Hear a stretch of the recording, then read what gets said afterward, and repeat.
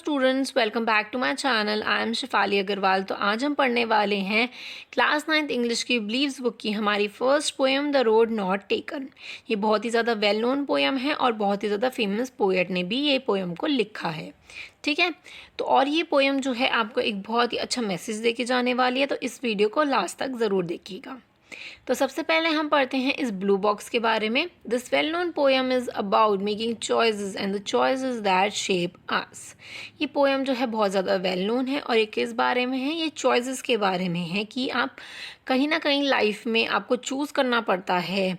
कुछ ऑल्टरनेटिव्स होते हैं, उनमें से आपको चूज़ करना पड़ता है कि आपके लिए, आपकी लाइफ के लिए कि क्या सही है, और वही डिसीजंस जो हैं आपकी लाइफ को कैसे चेंज कर देते हैं, कैसे आपकी लाइफ को एक शेप दे देते हैं, उस बारे में ये पोएम है। Robert Frost is a American poet who right simply but insightfully about a common and ordinary experiences. Robert Frost जो है वो एक फेमस पोएट हैं, अमेरिकन पोएट हैं, जिन्होंने बहुत simply about a common and ordinary experiences से उन्होंने इस पोएम को लिखा है। ठीक है, तो अब चलते हैं, इस पोएम को पढ़ते हैं। ठीक है। Two roads diverged in a yellow wood, and sorry I could not travel both, and be one traveler long I stood and looked down one as far as I could, to where it bent in the undergrowth. अब इसका मतलब समझते हैं पहले। Two roads जो हैं वो diverge हो रही हैं। डाइवर्ज का मतलब क्या होता है कि सेपरेट हो रही हैं, दोनों ही अलग अलग डायरेक्शंस में जा रही हैं। इन आ येलो वुड, येलो वुड का मतलब है कि जब ऑटम का सीज़न होता है तो लीव्स जो हैं वो येलो हो जाती हैं। ठीक है, तो पोएट फॉरेस्ट के बाहर खड़े हैं और वहाँ पे दो रोड अलग अलग डायरेक्शंस में जा रही हैं इन अ येलो वुड। ठीक है, and sorry I could not travel both, और वो ये सोच रहे हैं कि मैं दोनों पे ट्रैवल नहीं कर सकता हूँ, मुझे एक पे ही ट्रैवल करना होगा। आप ऐसे तो कर नहीं सकते हो कि एक पैर रखोगे आप इस रोड पे, एक पैर रखोगे आप दूसरे रोड पे। ठीक है ना, ऐसा तो आप कर नहीं सकते हो। तो इसीलिए वो चीज़ें सोच रहे हैं कि मैं दोनों पे ट्रैवल एक साथ नहीं कर पाऊँगा। And be one traveller long I stood, और वो ये बोल रहे हैं कि मैं एक ही ट्रैवल हूँ, तो इसीलिए मैं दोनों पे ट्रैवल नहीं कर सकता हूँ। And look down one as far as I could, और वो जितनी दूर तक दोनों रोड्स को देख सकते हैं वो उतनी दूरी तक उन दोनों रोड्स को देख रहे हैं कि कौन सी ज़्यादा बेटर रोड है जिस पे मैं ट्रैवल करूँ। To where it bend in the undergrowth, और वो उतनी दूरी तक देख रहे हैं जहाँ तक उन्हें दिखाई दे रहा है। और फिर क्या हो रहा है कि वो रोड बेंड हो रही है। कहाँ पे बेंड हो रही है? इन अंडर ग्रोथ में। अंडर ग्रोथ मतलब कि जंगली पेड़ पौधे जो होते हैं, ठीक है ना, जंगली जिनकी बहुत ज़्यादा ग्रोथ हो जाती है प्लांट्स की, वहाँ तक वो देख पा रहे हैं, तो वहाँ तक वो देखते हैं। ठीक है, then took the other just as far and having perhaps the better claim because it was grassy and wanted wear, through as for that the passing there had wound them really about the same.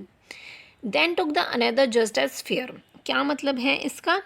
कि फिर वो ये सोचते हैं कि जो पहली वाली रोड है वो ज़्यादा बेटर लग रही है, as good as the other one, उससे ज़्यादा बेटर लग रही है। फेयर का मतलब होता है as good as the other one, दूसरी वाली रोड से ये वाली रोड मुझे ज़्यादा बेटर लग रही है। And having the perhaps better claim, और मुझे लगता है कि ये वाली रोड जो है ये बेटर ऑप्शन होगा। बिकॉज क्यों ऐसा?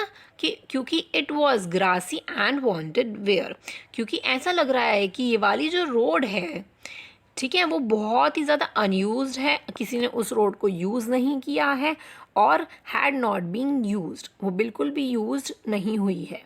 क्योंकि दूसरी वाली रोड जो है वो ऐसा लग रहा है कि लोगों ने बहुत ज़्यादा उस रोड को चूज़ किया है, लेकिन जो दूसरी वाली जो उन्हें बेटर ऑप्शन लग रही है उसको ऐसा देख के लग रहा है कि उसको कम यूज़ किया है।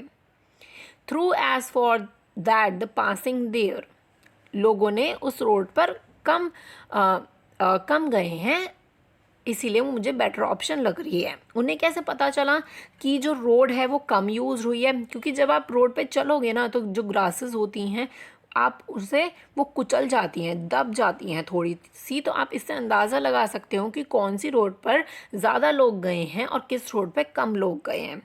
हैड वोन them really about this same, और वैसे तो देखने में दोनों ही सेम लग रही हैं, लेकिन मुझे बेटर ऑप्शन वो लग रही है जो कि कम यूज हुई है। ठीक है, And both that morning equally lay in leaves no step had trodden black. Oh, I kept the first for another day, yet knowing how well it leads on to the way, I doubted if I should even come back. और आगे क्या बोलते हैं कि ये morning के time पर तो दोनों ही रोड्स सेम लग रही हैं. In leaves no steps had trodden back. लेकिन लीव्स पे जो है कोई स्टेप नहीं है. जो उन्होंने बेटर ऑप्शन चूज़ किया है उस पर वॉकड ओवर लोगों ने, उस पर स्टेप्स बहुत ज़्यादा कम हैं, वो कम कुचली हुई लग रही है. मॉर्निंग में वैसे उनको दोनों ही रोड कोई देखेगा तो सेम ही लगेगी, ठीक है, लेकिन उन्होंने जो रोड चूज़ की है उस पर लोग कम चले हैं, उनकी लीव्स जो है कम कुचली हुई लग रही हैं, कम वॉकड लग रही हैं. Oh I kept the first for the another day. और जो उन्हें ज़्यादा कुचली हुई लग रही थी रोड, वो ये बोलते हैं कि मैं उसको किसी और दिन के लिए रख लेता हूँ, मैं किसी और दिन उस पर ट्रैवल करूँगा. Yet knowing how well it's on the way. जबकि उन्हें पता है कि मैं शायद वापस नहीं आ पाऊँगा दूसरी रोड पे चलने के लिए. आई doubted if I should ever come back. और उन्हें इस चीज़ पर डाउट भी है कि कभी वो वापस आ पाएंगे उस दूसरी रोड पर चलने के लिए. तो इस चीज़ पर भी उन्हें डाउट है, ठीक है. I shall be telling this with a sign. Somewhere ages and ages hence, two roads diverged in a wood, and I took the one less traveled by, and that has made all the differences. अब मैं ये बोल सकता हूँ, मतलब एक बहुत ही ज़्यादा डीप ब्रेथ के साथ, एक रिलीफ के साथ. साइन का मतलब होता है कि डीप ब्रेथ बोल सकते हो या फिर आप रिलीफ बोल सकते हो, कि वो ये बहुत ही ज़्यादा रिलीफ के साथ ये बता रहे हैं कि एजेस जब उन्होंने ये रोड को चूज़ किया था एज अ बेटर ऑप्शन, उन्होंने इस रोड को जब एजेस एंड एजेस पहले इसे चूज़ किया था here in the future. Hence का मतलब होता है फ्यूचर में जब उसको लिया था, तो two road diverge in a wood and I. जब इन दोनों रोड्स में से उन्होंने एक रोड को as a better option choose किया था और मैंने one less travelled by road को चुना था, जो कि जिस पे लोगों ने कम ट्रैवल किया है. And that had made all the differences. और उसी से ही मेरी लाइफ में बहुत ज़्यादा डिफरेंस हुआ है, डिफरेंस हुई है बहुत सारा, क्योंकि मैंने कम ऑप्शन वाला जिस पे लोगों ने कम ट्रैवल किया है मैंने वो चूज़ किया, जिस वजह से मेरी लाइफ बहुत ज़्यादा चेंज हुई है. और उन्हें इस बात का कोई रिग्रेट नहीं है कि उन्होंने ये कम ट्रैवल्ड वाली रोड क्यों चूज़ की, उन्होंने वो दूसरी रोड क्यों नहीं चूज़ की. तो उन्हें इस बात का कोई रिग्रेट नहीं है, उन्हें बहुत ज़्यादा रिलीफ है इस चीज़ का, ठीक है. तो ये चीज़ बोली गई है इसमें. अब ये जो स्टोरी है आपकी रियल लाइफ पे आप डालो कि आपकी लाइफ में कभी ना कभी ऐसी सिचुएशन आती है कि आपको डिसीज़न लेना पड़ता है. आपके पास ऑल्टरनेटिव ऑप्शंस होते हैं, 2-3 ऑप्शंस होते हैं, उनमें से आपको एक चूज़ करना पड़ता है. सपोज़ अभी आप 9th में हो, ठीक है, आप फिर 10th में जाओगे. आप 10th में बहुत मेहनत करोगे, अच्छे ग्रेड्स लाओगे. फिर आपने सोचा होगा कि आपको आखिर क्या लेना है, आप अपने आप को क्या देखते हो बना हुआ फ्यूचर में. आप डॉक्टर बनना चाहते हो, आप कुछ CA बनना चाहते हो, ठीक है ना, या फिर आप कॉम्पिटिटिव एग्ज़ाम्स की तैयारी करना चाहते हो. तो आपके पास ये ऑप्शंस होते हैं, उनमें से आपको अपने लिए आपको जिस चीज़ में इंटरेस्ट होता है उसको सेलेक्ट करना पड़ता है, उस ऑप्शन को. तो जो ये वाली जो पोयम है ये भी इसी बारे में है कि आपकी लाइफ में आपको डिसाइड करना होगा कि आपको कौन सा ऑप्शन आपको बेस्ट लगता है अपने लिए, आप अपने आप को फ्यूचर में कहाँ देखते हो. और वो जो दो डिसीजंस, वो जो डिसाइड आप करोगे वही आपका फ्यूचर भी डिसाइड करेगी, आपकी लाइफ डिसाइड करेगी.